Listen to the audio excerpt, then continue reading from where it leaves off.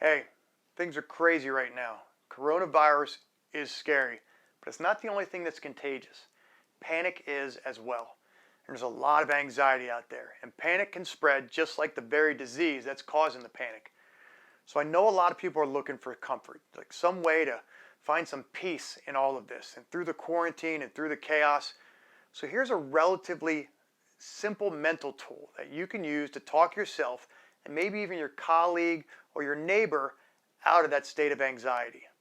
It's a lesson that I learned when I was a young sailor going through BUDS, the basic course for becoming a Navy SEAL.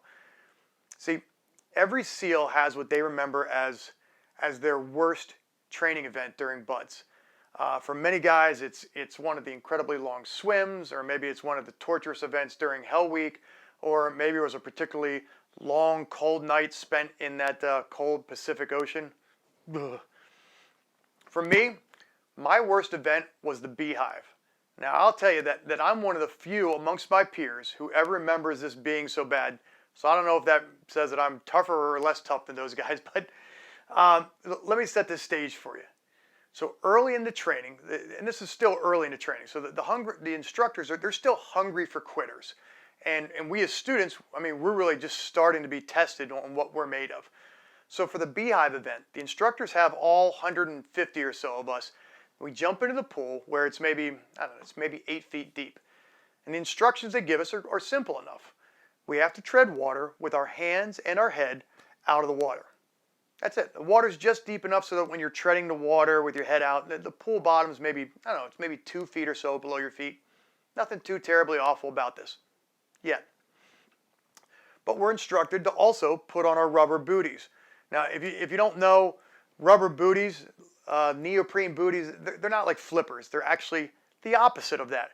They're waterlogged and they're heavy and they make you work hard as hell to kick your feet, especially when you're trying to tread water with your head and your hands out of the water. So, touche, instructors. But, so now it's a tough event, right? But the instructors weren't done yet.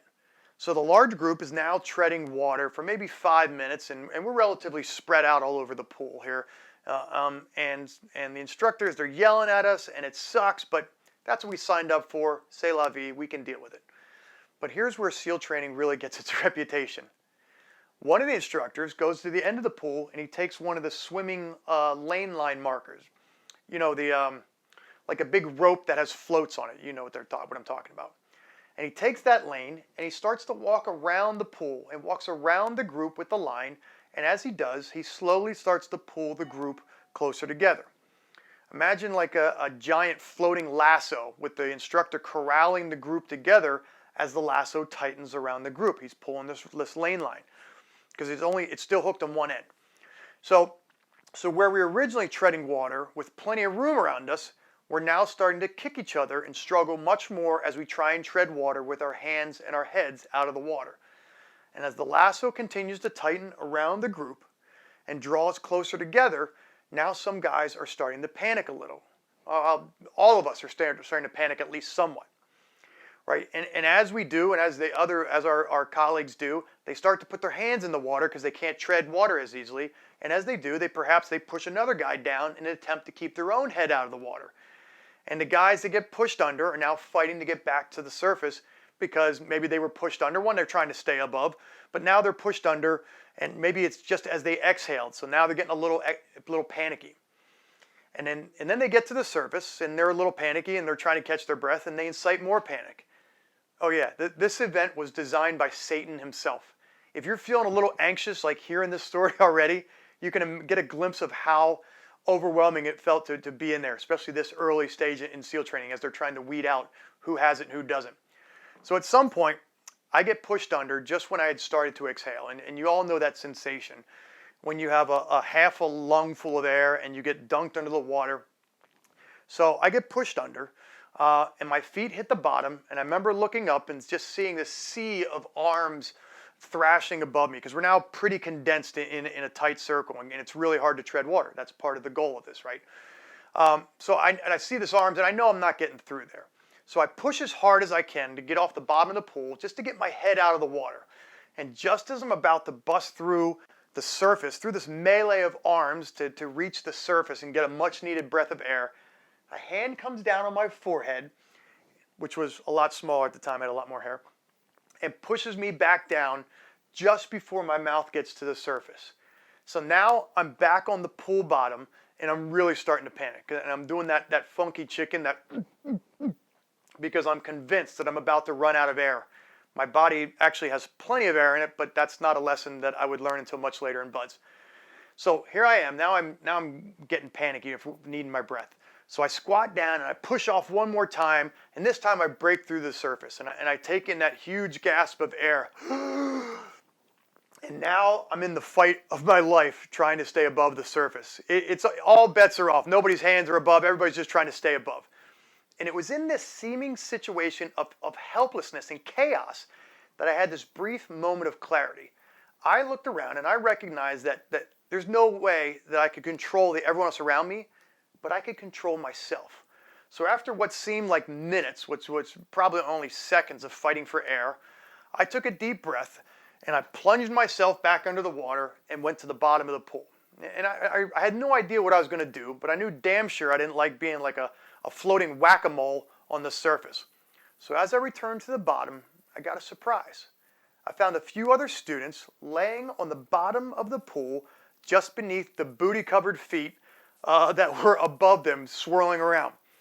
And it looked terribly uncomfortable looking at these guys. But given the alternative, I made a decision and I joined them.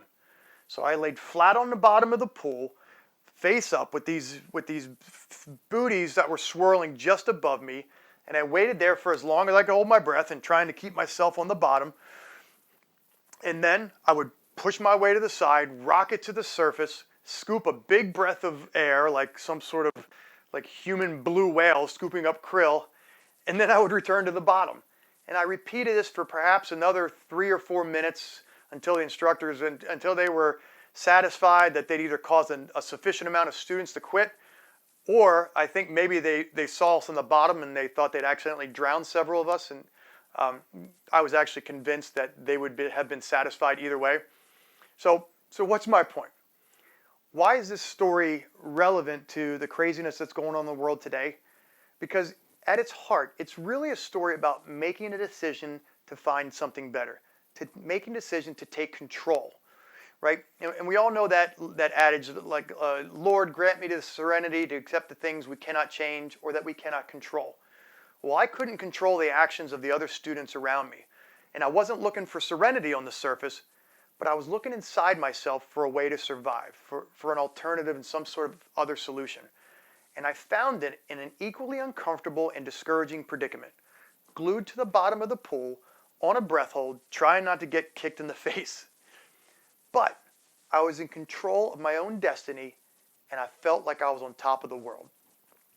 So when you're feeling out of control and the constant barrage of bad news about Corona makes you feel hopeless and you're in your quarantine, find something that you can control.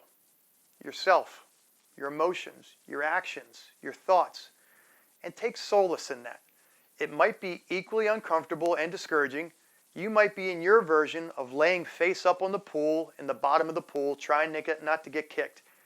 But you'll be in control. And there's comfort and peace in that.